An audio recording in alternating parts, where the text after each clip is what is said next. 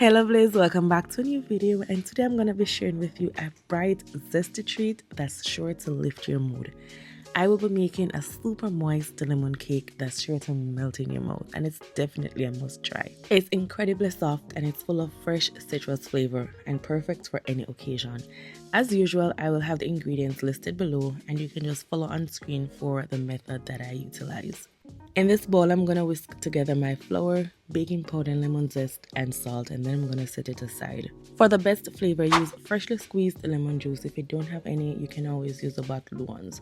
But the freshly squeezed lemon juice tastes so much better. And for those of you who may not be aware as to what the lemon zest is, it's the yellow outer part of the lemon that you can use a grater to remove. And when you're trying to get the zest, try not to get too much of the white part that's below the yellow part, because that part can be a bit bitter. So in this next step, we're gonna cream our butter and sugar. If you don't have a hand mixer, you can always use your hand and whisk it together until you get that pale look when it's fluffy. And this normally takes around 4 to 6 minutes. With the mixer, so probably by hand, it will take you like 7 to 8 minutes. When mixing, remember to scrape down the sides of your bowl, as you want everything to be combined well, so you don't want part to be mixed and part not mixed.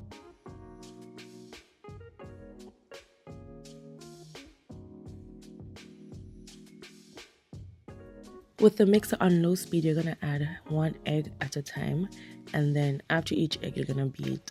Then you're going to add in your vanilla extract along with your lemon juice.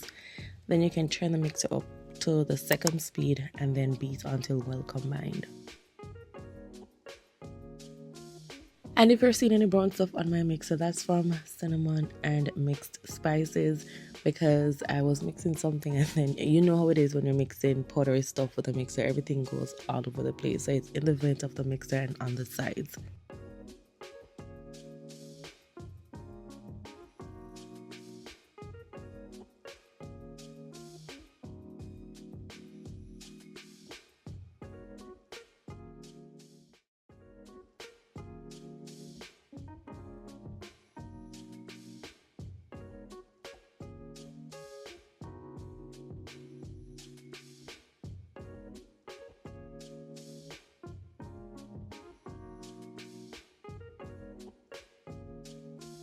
I just finished adding the lemon juice and the vanilla.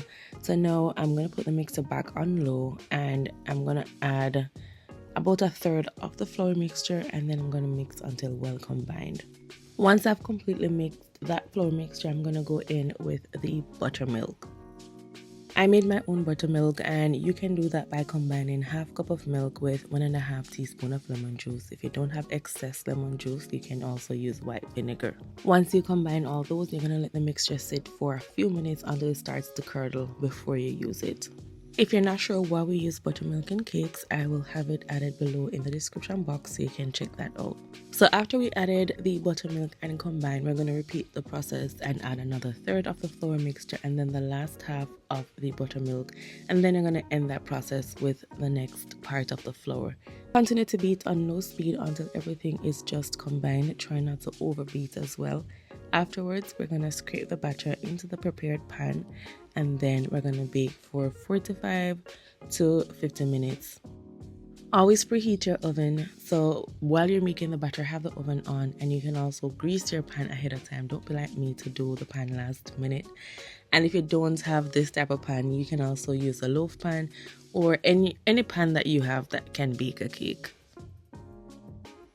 Always test the readiness of your cake by inserting a toothpick, and if it comes out mostly clean, then you know you're good to go.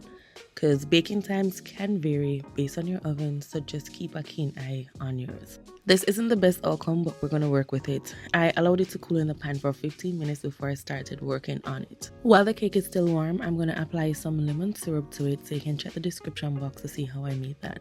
While the cake is cooling, I am going to make the icing to go on top, or if you want to call it frosting, but yeah, I'm going to make that to go on top of it. And you don't want this to be too runny, so you're not going to add too much liquid.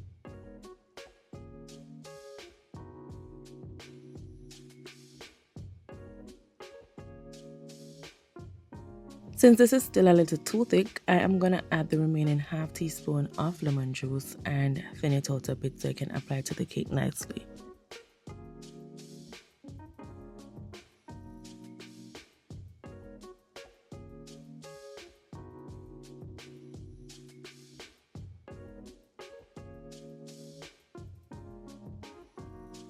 Pour this all over the cake and you're going to allow it to dry before you serve.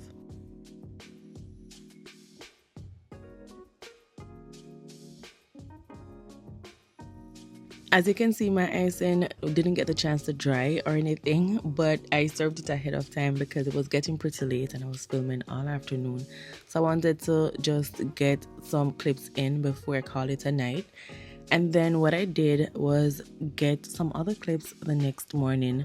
I wasn't sure I was going to have cake left over to do it, but just in case, I did get some clips the next morning. This is it, all dried and everything. I grated some lemon zest on it, just for a little razzle dazzle.